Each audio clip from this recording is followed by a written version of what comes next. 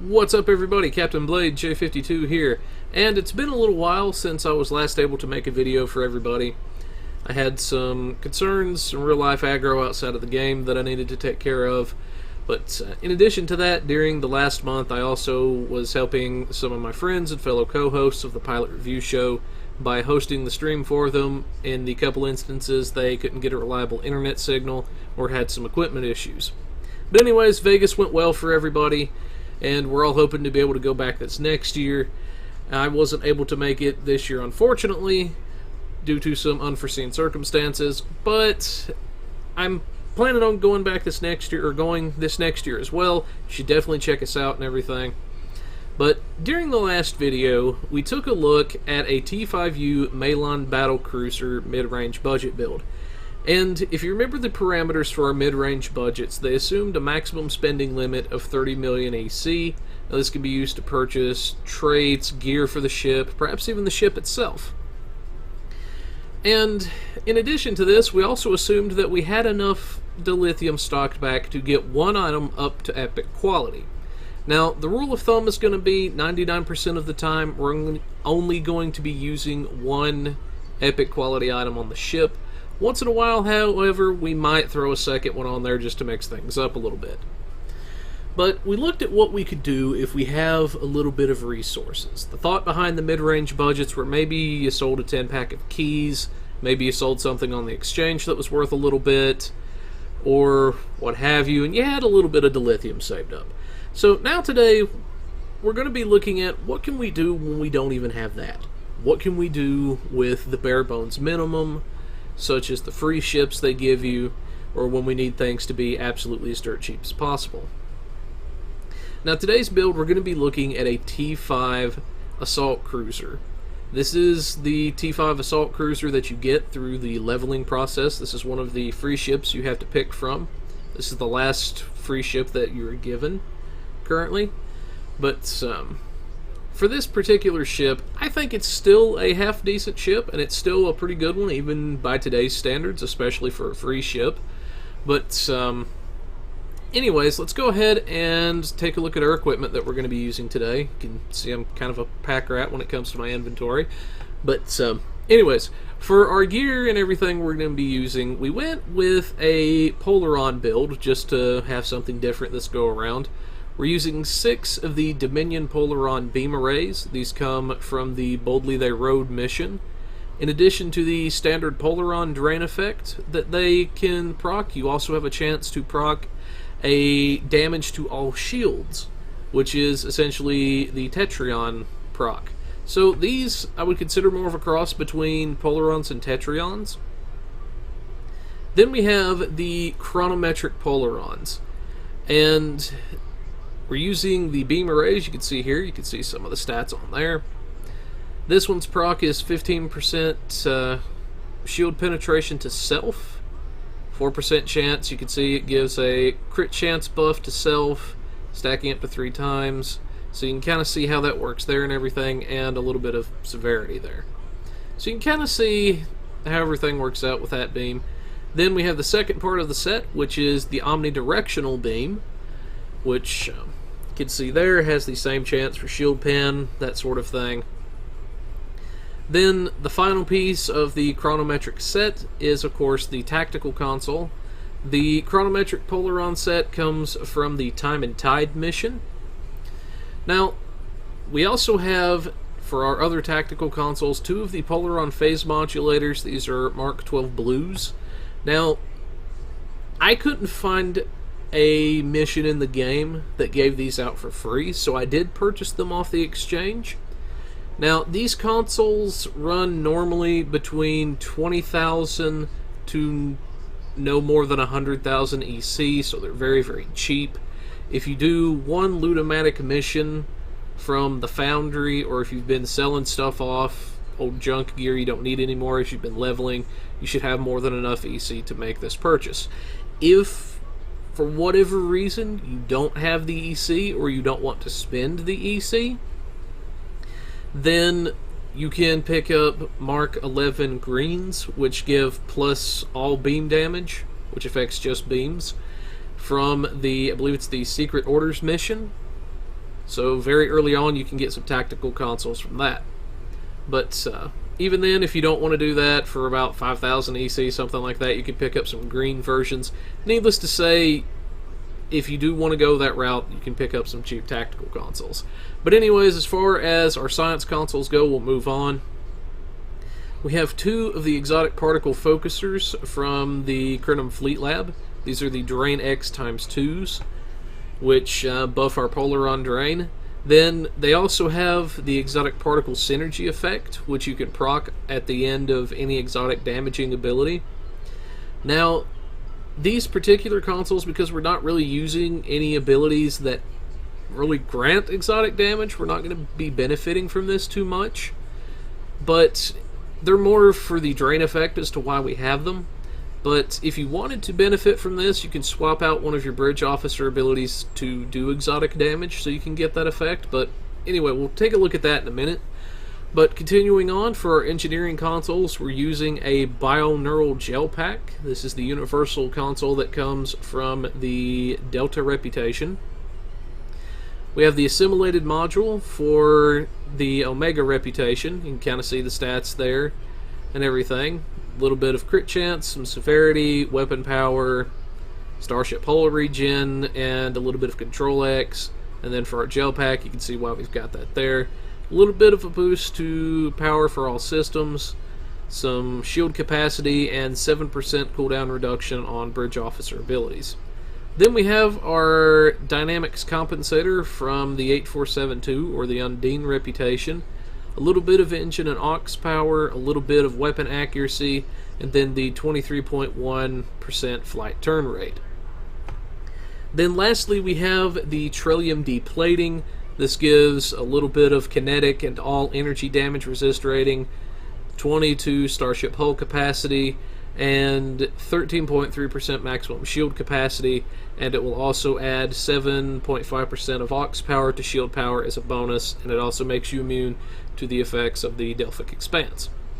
This one is a new console that comes from the Ragnarok mission. It was released with the new Agents of Yesterday stuff, so very, very fun thing there. Then really quickly, your devices are purely personal preference. However, I like to have a subspace field modulator on some of my ships. This comes from the Skirmish mission. It grants 34 all damage resist, plus 15% defense for 15 seconds, and then it also debuffs you for a minus 400 proton damage resist rating for 15 seconds. Now, that may seem like a huge drawback at face value, but in reality, all of the NPCs in the game very rarely, if ever, use the proton damage resistance. This is more of a, what I would consider a PvP type thing. That debuff where that might hurt you if somebody's using protonic weapons, such as the protonic polarons. Otherwise, that's not really something to worry about. But anyways, for our shields and engines, warp core, that stuff, let's go ahead and take a look. You may remember this from our previous build. This is the Soul Defense set we're going to be using again. You can see what we have here. 10% damage reduction, all energy damage to shields, plus 15% incoming shield healing to self. So you take a little bit more shield healing. You can see our impulse engines there. You can kind of see some of the stats and everything. Flight turn, shield power a little bit. Then we have that effect there. When hit by directed energy attacks, you have a 25% chance to gain 3.5% turn rate and 0.75% defense rating for 15 seconds, and can stack up to 5 times. So when you add that up, it gets to be a pretty decent little amount. It's not anything to sneeze at by any means, so it's a nice little something to have. Then we have the deflector. You can kind of see it's pretty much a standard deflector in a lot of ways. A little bit of aux power, some starship hull restoration, shield restoration, control X, drain X. So not too terribly bad, I don't think. Then we have our temporal phase overcharged warp core. This comes from the Butterfly mission, and the Soul Defense set comes from the Midnight mission. Our temporal phase warp core, you can kind of see some of the stats there. It affects aux power a little bit, some electroplasma, warp core efficiency, adds some aux power to shield power as a bonus. Now, this particular warp core we chose in part because the Soul Defense set does not have a warp core that it comes with, so we needed something to fill the slot. Now, this particular warp core we chose for its temporal phase capacitor. It repairs disabled aux systems whenever we use it, grants us 50% bridge officer ability recharge time reduction for 30 seconds, and 15 to all aux power across the board. So that's something that we have there that is very good. If you were here for the Delta recruitment event, then you will probably have a temporal negotiator. This is essentially the same effect, except it's in the form of a warp core capacitor. So for those people that were not here for that event, this gives them the same effect essentially, except in the form of a warp core capacitor. But anyways, let's take a quick look at the set bonuses and everything and why we're using them. Then we're going to look at our skills, our bridge officers, and so on. Really quickly, for our Soul Defense set, we'll scroll down here. You can kind of see the two-piece bonus is really good. 35 kinetic damage resist, 25 all energy damage resist. So that's free resistances you're getting straight out of the gate. Then for our 3-set bonus, it's on a 2-minute recharge, plus 11,819.4 hit points to allied ships within 10-kilometer radius, maximum of 5 targets. Affected ships restore 3,581.6 hit points to allied ships and fighters in a 3-kilometer radius. Now, this ability is affected by hull restoration, so your numbers may be different from mine. In fact, they probably will be. Your numbers may be a little bit lower, they may be a little bit higher. So if you don't have the exact numbers that I do, please don't panic. That can happen because I highly doubt all of us have the exact same amount of hull restoration. But anyway, that's the 3-set bonus for the Soul Defense set. Let's take a quick look at our Polaron set here, the chronometric.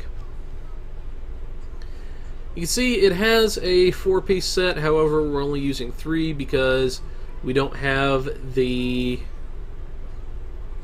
torpedo. For the 2-set bonus, you can see kind of, it's not that super impressive, I don't think anyway. It grants us 3.6 aux power setting, and then 2.5 aux power setting as a bonus in lower power settings. So that one's kind of meh, kind of boring, I think, personally. But still, if you need a little bit of aux power, something to keep in mind, I guess. Then the big thing here is the 3-set bonus, the chronometric energy converter. It's on a 2-minute recharge, and whenever you use it, you gain 32.1% exotic damage and 19.7% energy weapon damage, both for 15 seconds. So that's a good thing to have there. That's essentially a free on-use universal console effect, in a way, I guess you could say. Definitely nothing to sneeze at there. Nice little thing to have. But anyway, that's the equipment we're using. Hopefully you can kind of see this is some of the values that we have. Just sitting here, not really doing anything at the moment. Now, the hull rating, yes, is kind of low for a cruiser today, but honestly, I just consider this to be more of what you consider a battle cruiser, similar to the Arbiter at this point, in terms of hull rating. But anyway, let's go ahead, let's take a quick look at our skills and our traits and everything. But let's quickly go over our traits right fast. We have the Warp Theorist. You can kind of see what that gives, a little bit of core potential and electroplasma. We have the Beam Barrage, which is a stacking buff and everything to our beams. You can kind of see what that does there. Then there's the Give Your All, which is a 20% dodge effect for 3 seconds when using certain powers. Now these two do come from the R&D schools. It's assumed in the budget builds that I do, as far as when these traits appeared, that you've taken the time to level at least 1, probably 2 of the R&D schools, because I'm sure somebody along the way will have told you that. But anyway, I have these because they are indeed free traits and something that can be used. Then we have Imposing Presence for a little bit of extra outgoing hull healing and some free threat gens. We have Elusive for 10% defense for free. Then we have the career-specific trait. In this case, for tactical, it's Last-Ditch Effort. Definitely recommend all three types of captains give their career-specific trait a try. Test it out. We have Point Blank Shot. This one comes from one of the missions that you can pick up.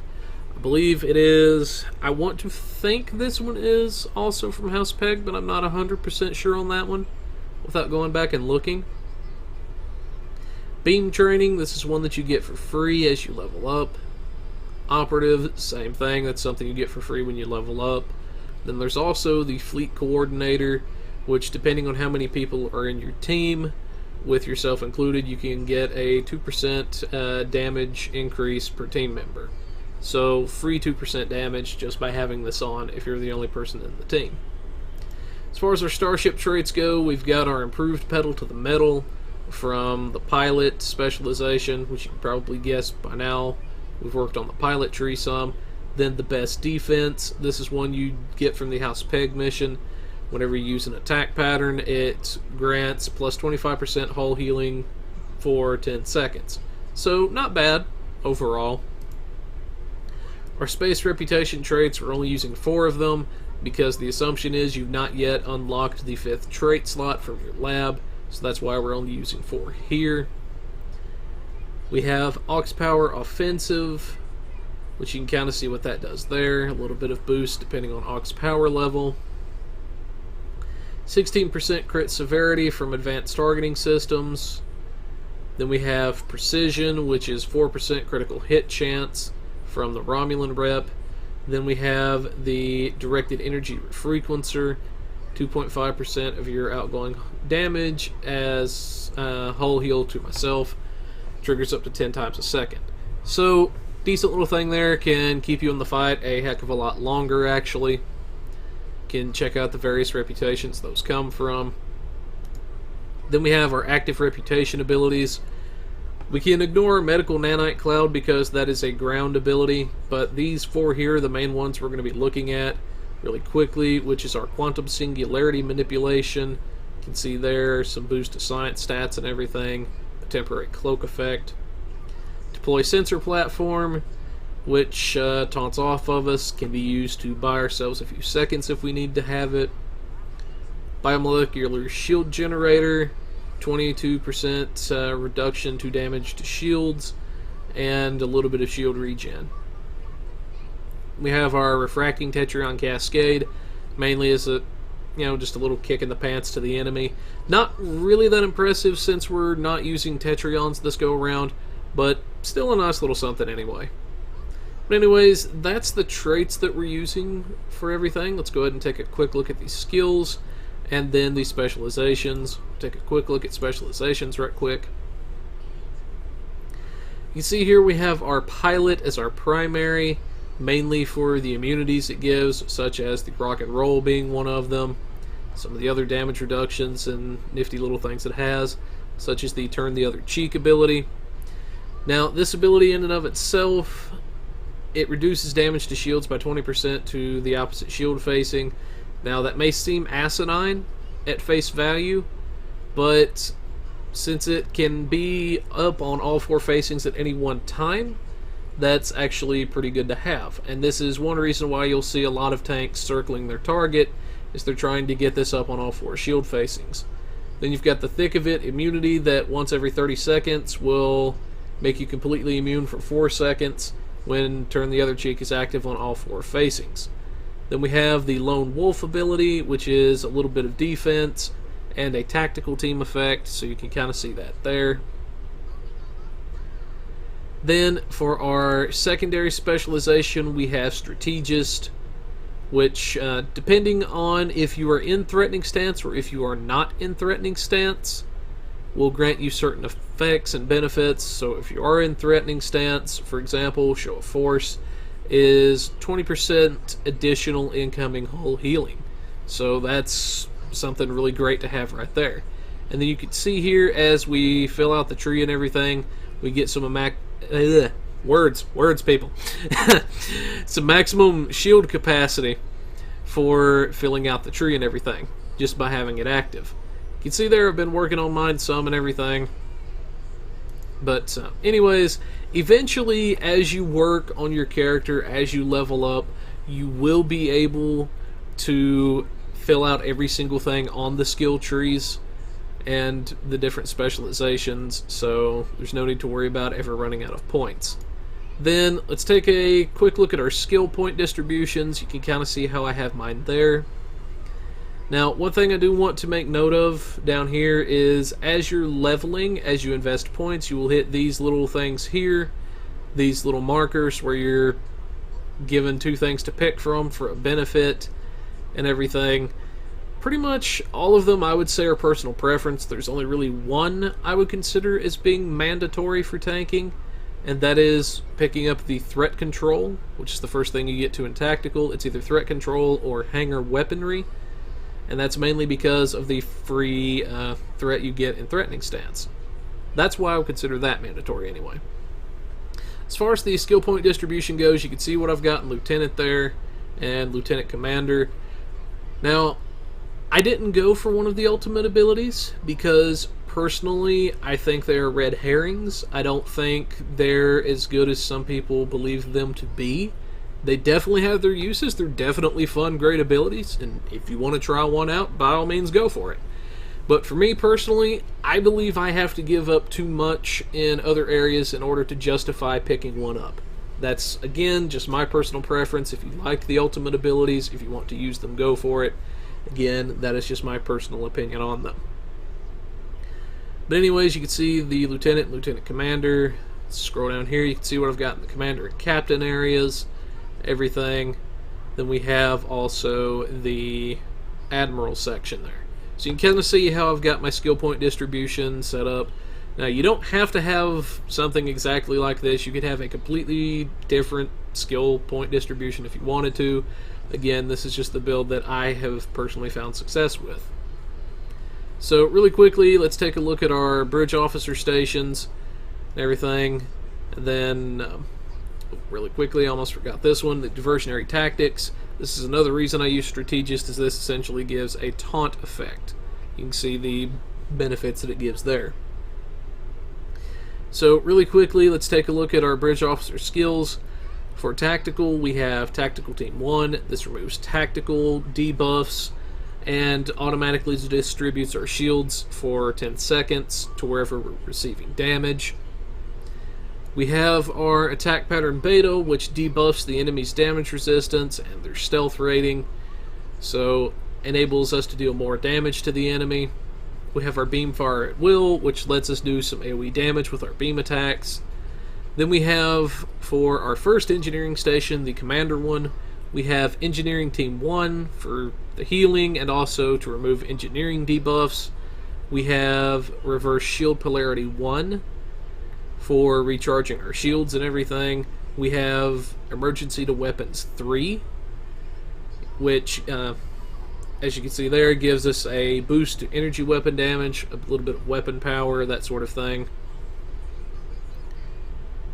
But yeah, we have that stuff there, so you can kind of see. Then we have our Mid-Unstable Warp Bubble. This one comes from the, I think it's the Delta Flight missions where I got that one. So we have that there. For the particular abilities of a Mid-Unstable Warp Bubble and Emergency to Weapons 3. For Weapons 3, you will need to pick up from an Engineering Captain. You will need to have an engineer make it for you. Let's go ahead and pull this up here. Let's go to Officer Training. You can see the pads are 4 Tritanium, 1 Thoron Particle, 200 Refined Dilithium, and 2,500 energy credits. So very, very cheap, easy to make, and everything. As long as you've been hitting the nodes as you level up, you'll more than be able to make that particular pad. For our second station, we have Engineering Team 1, as you can see there, which allows us to use Engineering Team more often. Then we have Directed Energy Modulation 1, mainly to fill the slot, to have a little something extra in the damage department. May not be that impressive, but hey, it's something. Then we have emergency power to weapons 3. We have a second version of this so we can use it more often. Now, if you wanted to, you could swap directed energy out for something else, such as aux to structural. Some people may even want to run an aux to battery build on this particular ship, which is possible. Then, for our last two abilities, we have Hazard Emitters 1, which is a heal over time effect. Removes hazard debuffs for 15 seconds as well. Science Team 2 gives us a little bit of shield regen and also removes science debuffs. So, you can kind of see, hopefully, where I'm going with the build, why I have certain things the way that I do. But anyways, that's the ability set that we have, some of the abilities that we're using. So, hopefully, y'all can kind of see where this is going. If you have questions about why I did something the way that I did and whatnot, feel free to drop a question below in the comments section. I will do my best to answer your questions. But anyways, we're going to go ahead, we're going to take a quick break, we're going to come back, we're going to do our Starbase 24 run, and we're going to get this wrapped up, folks. I'll see you all in just a couple minutes. Alright folks, welcome to our Starbase 24 run. We're about ready to start the second wave. Typically, I don't usually film the first wave anymore because it's usually very boring and not a lot really happens. But, anyways, here we go with the first, or not the first, but the second wave of ships. We're going to go ahead and go into our tanking mode now. So, let's eeny, meeny, miny, him. And let's see what we can do.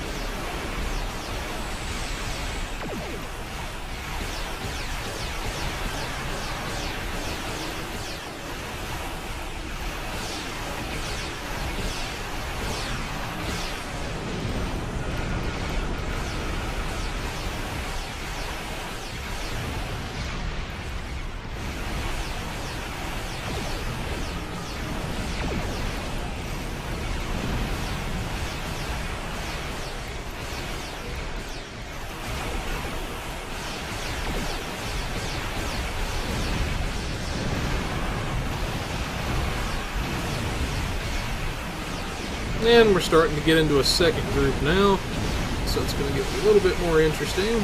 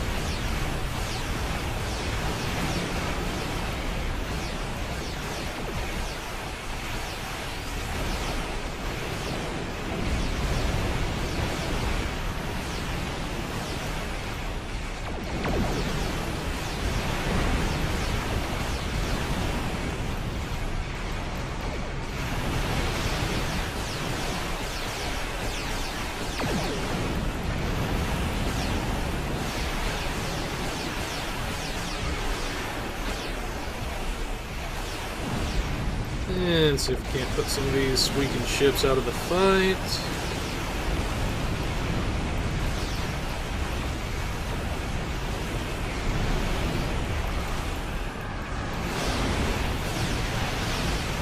And I believe I heard the cloaking device of a third group. Guess we'll find out here in a moment.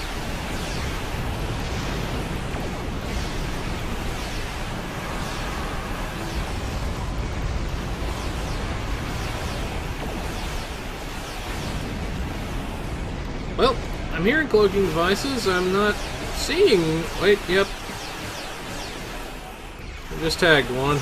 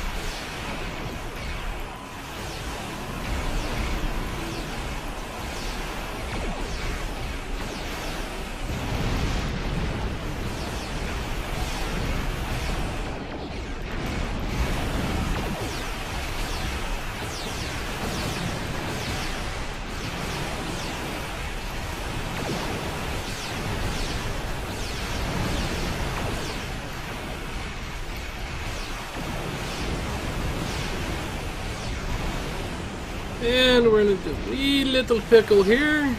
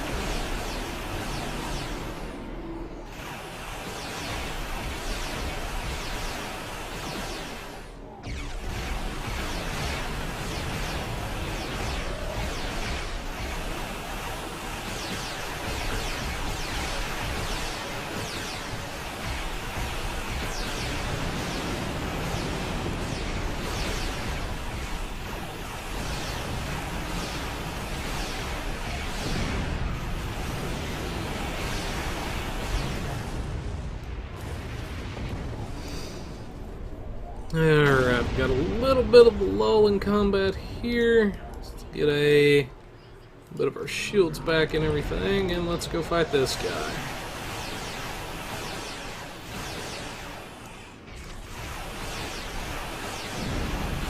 And I see a really nice group of them over that starbase there we can go after. And oh, dear sweet lord. Like those are boarding shuttles.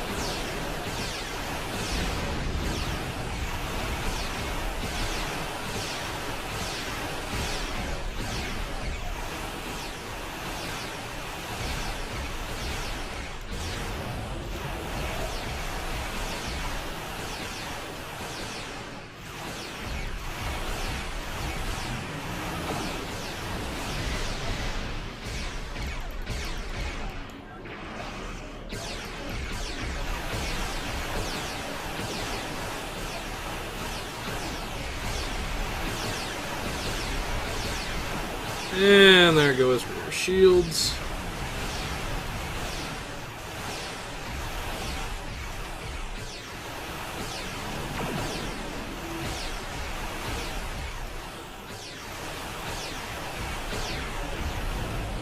There he goes.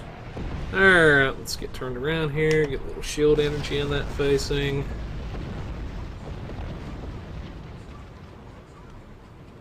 And which way do we want to go? Some birds of prey there, next to a Negvar. Let's see what's over the starbase.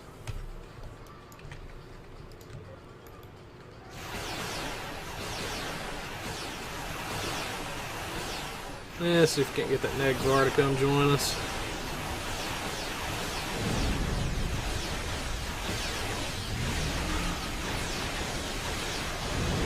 Oh dear. Oh, I'd have heard one of those.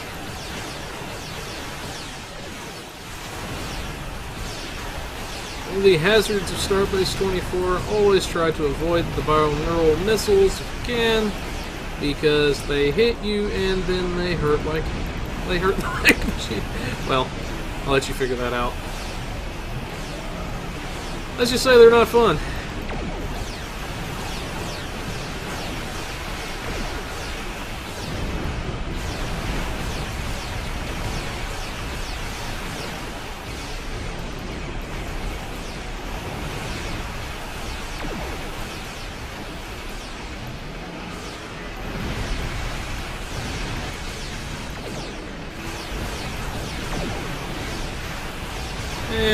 use that to, well, and buy ourselves a second. Okay, that sucked. So, what can we do?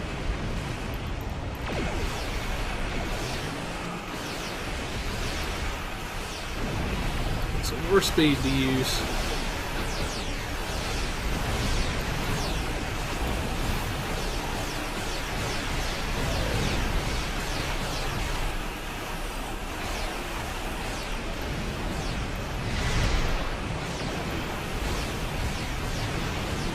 And we might actually die right here. Hopefully not.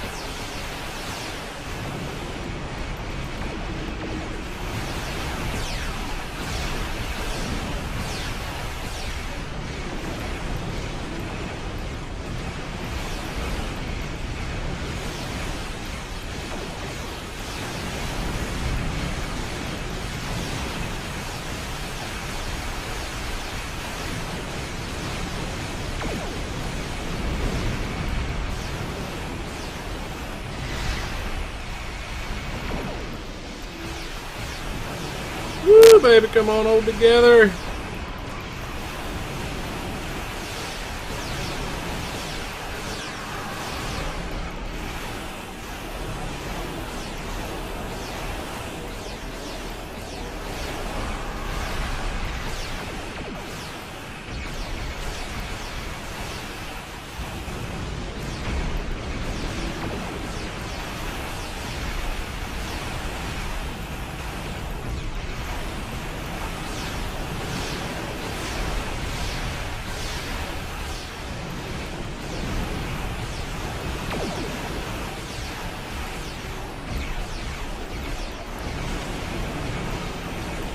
Yeah, not gonna lie, I was just a little worried there, and oh crap, I hear one.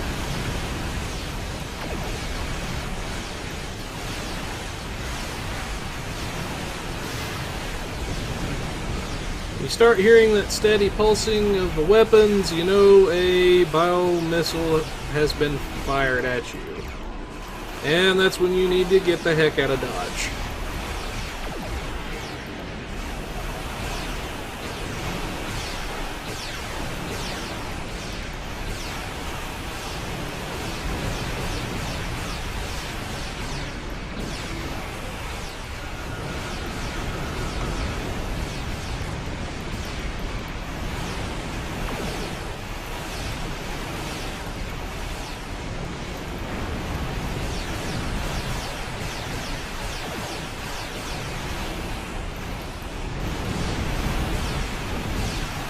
Ooh, I'm not sure what hit me right there, but that was not good.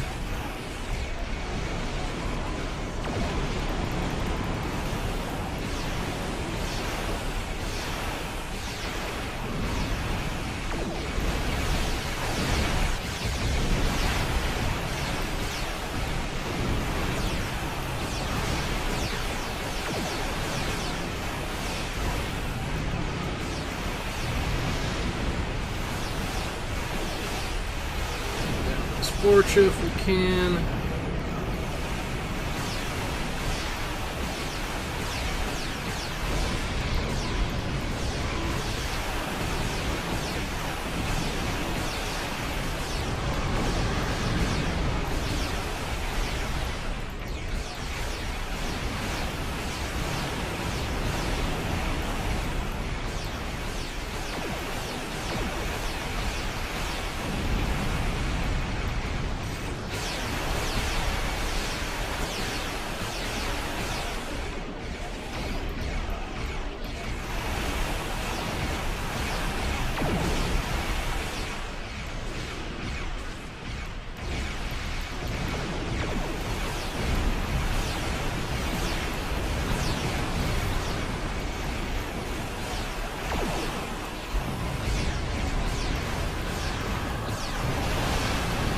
Ooh.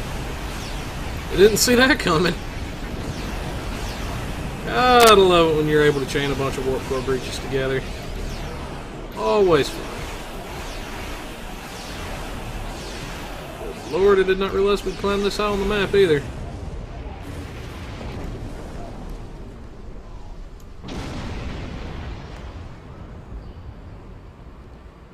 Okay. Let's see, where's our next group of guys? Let's pick this guy.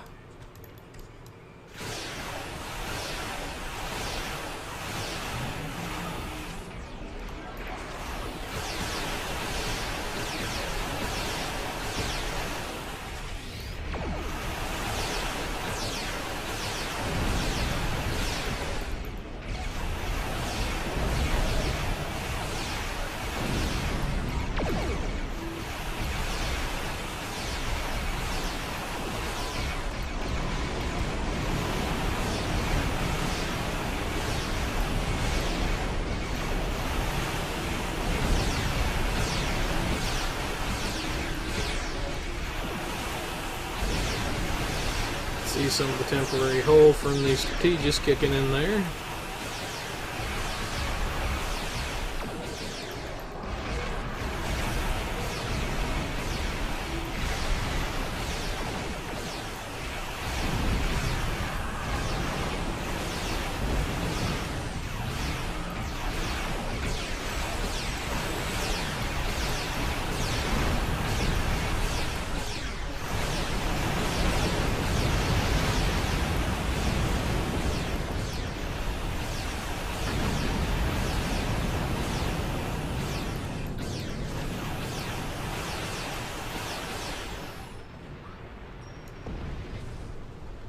Wow, that's surprising. Anyway, let's see what's left. We got a Negvar back here. Yeah, there's a couple.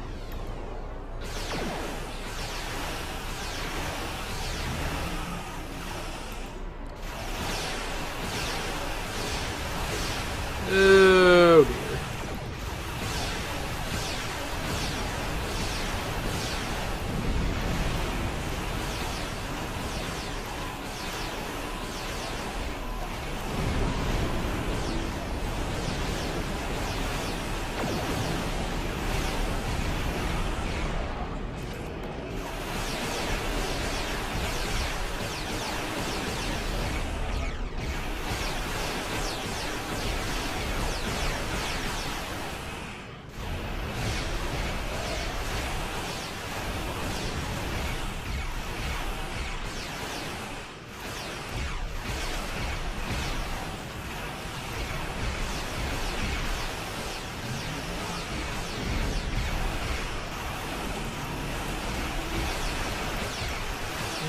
Okay.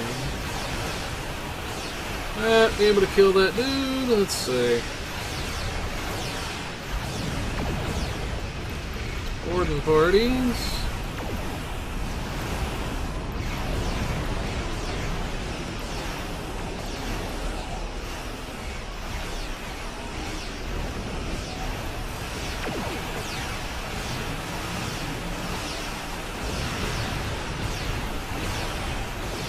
Charge our shields.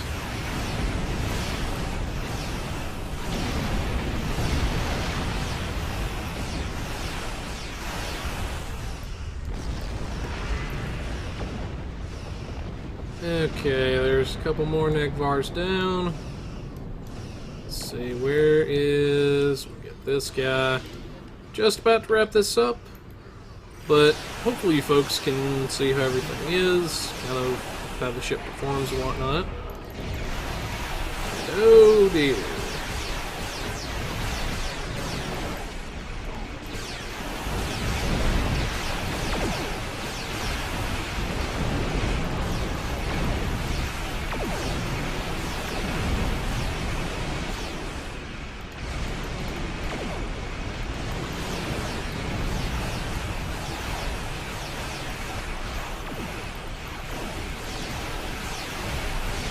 Did not see that coming.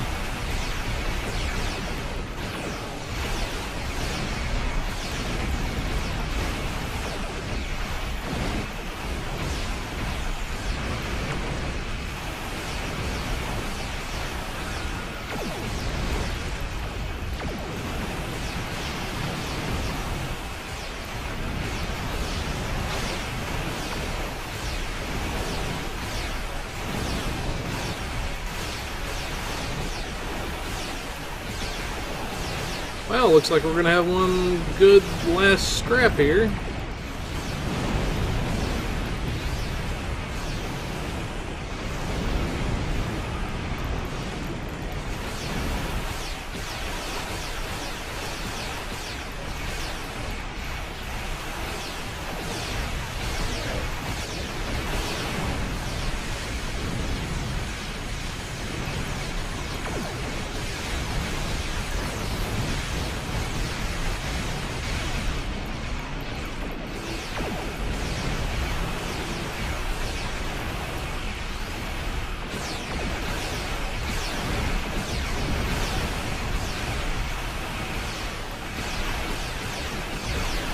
Oh, baby, come on, hold together for me.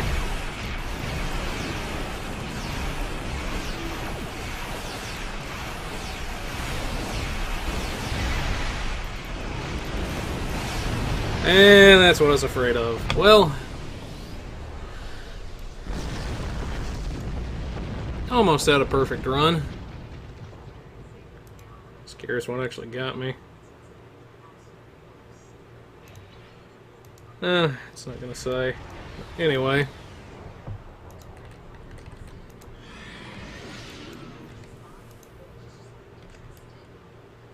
Anything around this little raptor? Yeah, there is.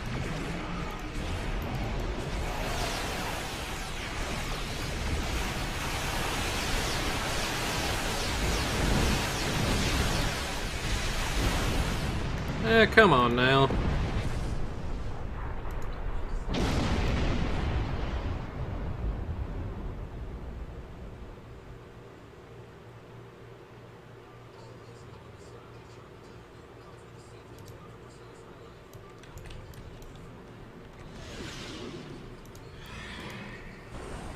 Okay.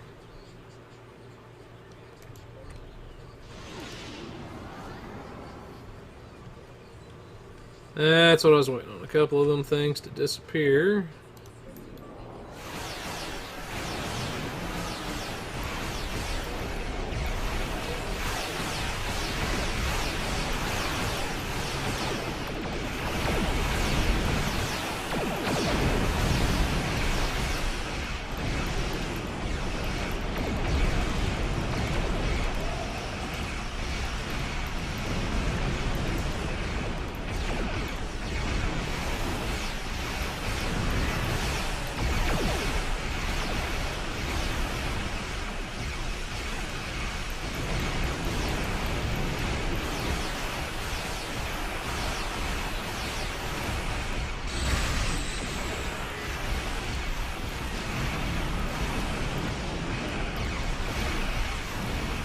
Well, come on.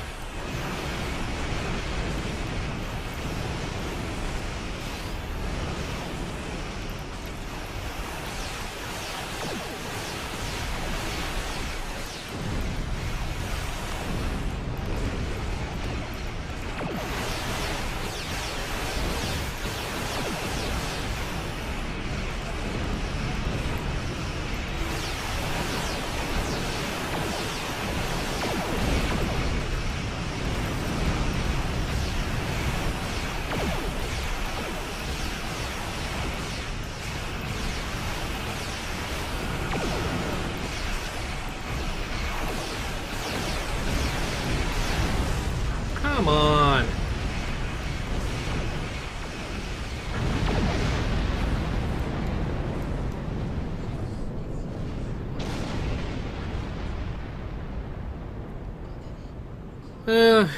Anyway.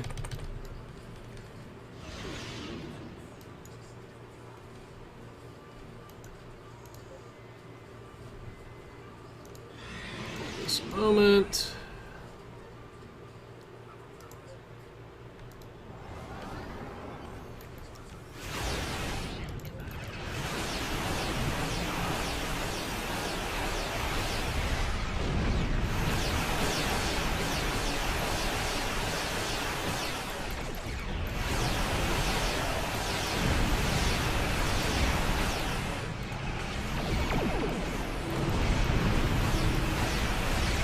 Well, that's rule one for tanking, is always expect the unexpected.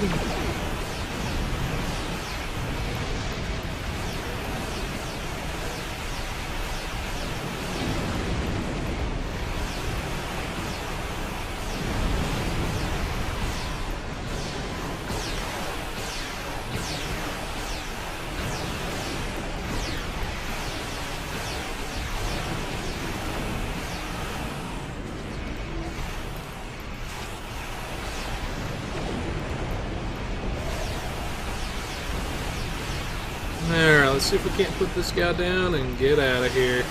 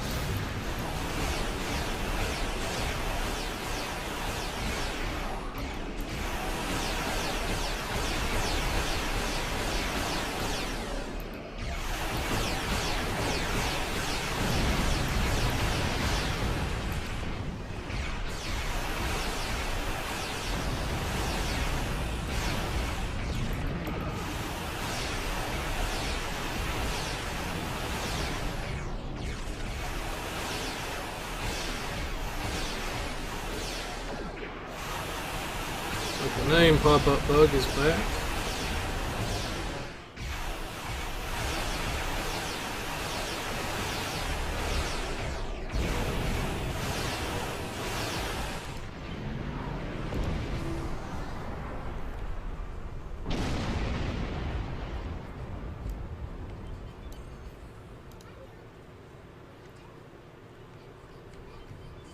And let's put this Negmar down.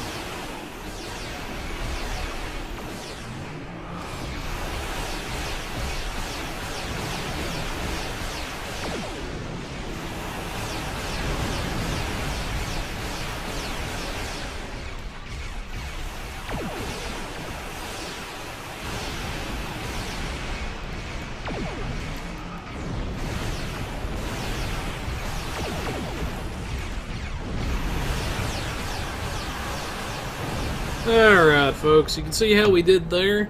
Had a couple hiccups near the last. I was not expecting those two groups like that, but anyways, overall, not a bad little ship, I don't think. Performs quite well, I believe, for being just mostly free gear and well, actually all free gear except for technically the tactical consoles, but anyways, the ship, I like to think, fun little ship even today.